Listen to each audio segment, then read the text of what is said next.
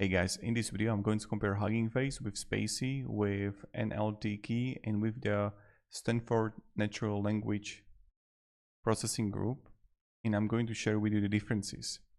So with the Hugging Face we have a huge library of pre-trained models, state-of-art performance in text classification, translation, summarization, question answering, and even more, easy to use API with Python and also TensorFlow integration, and then actively updated and widely adopted in both research and production, and large community and extensive documentation.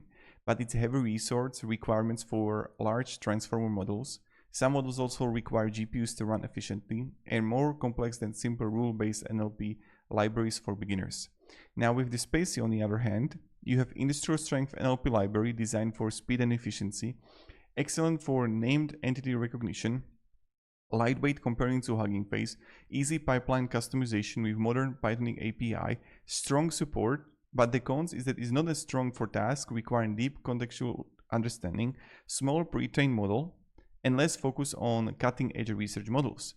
Now also for the NLTK, so with it is that one of the oldest and most comprehensive NLP libraries, also great for teaching and learning the fundamentals of NLP, huge variety of corporate tokenizers and pre-processing tools, flexible for custom rules-based NLP system, good community and academic support. Now the cons, on the other hand, slower and less efficient than modern libraries, outdated for deep learning, steep learning curve due to its complexity and lower level design, not optimized for production scale workloads.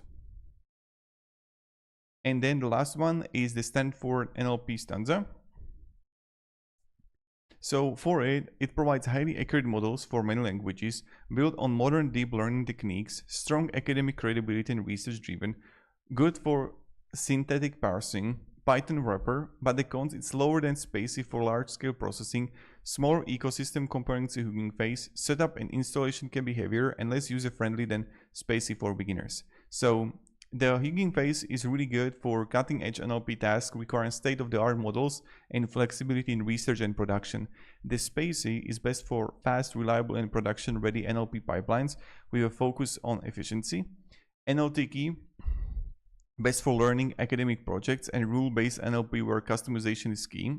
And the Stanford NLP, best for accurate multilingual NLP and research-driven parsing and academic-grade models. So that's pretty much it for this video. Thank you very much and have a great day and goodbye.